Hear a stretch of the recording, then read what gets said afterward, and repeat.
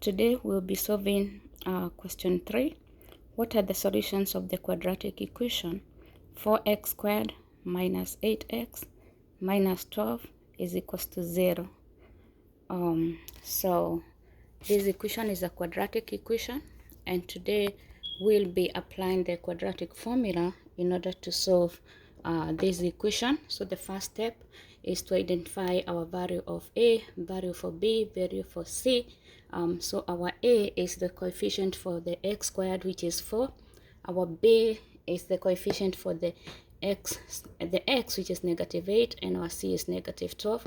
So those are what, and then we're gonna substitute them in the equation.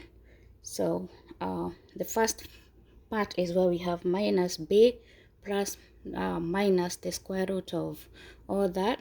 So when you multiply negative by negative, you get a positive. That's why we brought down 8, and then plus minus, any square root will always be positive or negative. So if you take your negative 8 and then you square it, you get 64. So that's why we brought down 64.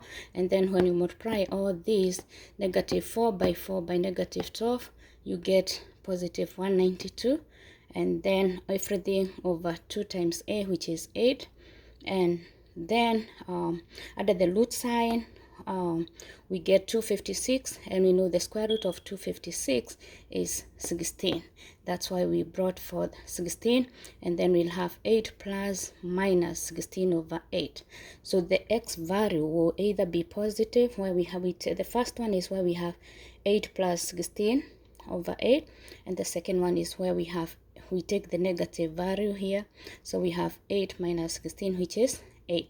And then from there we have x, 24 divided by 8, that is 3. And then this will give us negative 8. Negative 8 divided by 8 is negative 1. So x is equals to negative 1. So if I go now to the paper that we had, the solution will be b, since we have obtained x is negative 1 and x is 3. Thank you for listening.